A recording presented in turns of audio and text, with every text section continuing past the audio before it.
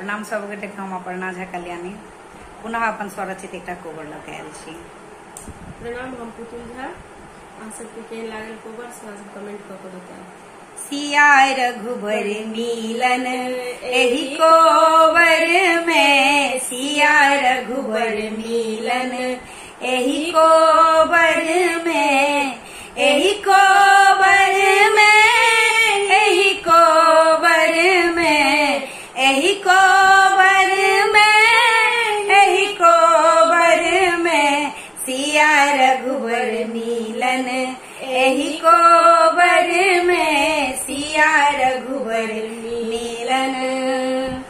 लाले रंग कोबर लाले रंग पटिया, लाले रंग कोबर लाले रंग पटिया,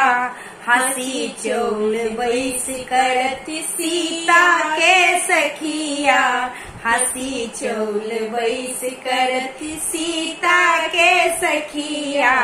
नाम रघुवर सो पूछती बहिन के, नाम रघुवर सो पूछती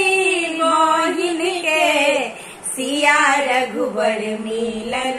एही कोबर में, सिया रघुबर मिलन एही कोबर में, सिया रघुबर मिलन। मिथिला के रीत अनमोल छै सखिया, मिथिला के रीत अनमोल छै सखिया, रघुबर बैसल देखू लाले रे पटिया, रघुबर बैसल देखू लाले रे पटिया, गाय दियन बहिन सहोदर के,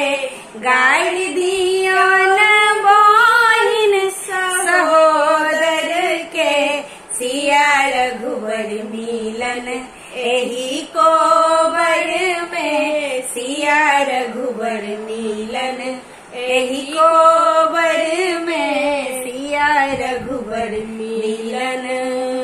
रघुबर पूछै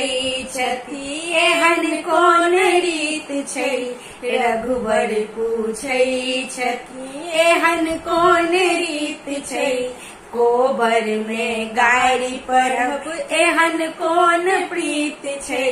कोबर में गाड़ी परब एहन कोन प्रीत छै, रीत बूझथिन दुल्हा अवधपुर के, रीत बूझथिन दुल्हा अवधपुर के, सिया रघुबर मिलन एही कोबर में, सिया रघुबर मिलन एही कोबर में, सिया रघुबर मिलन। मिथिला के बोल अनमोल छै दुल्हा, मिथिला के बोल अनमोल छै दुल्हा,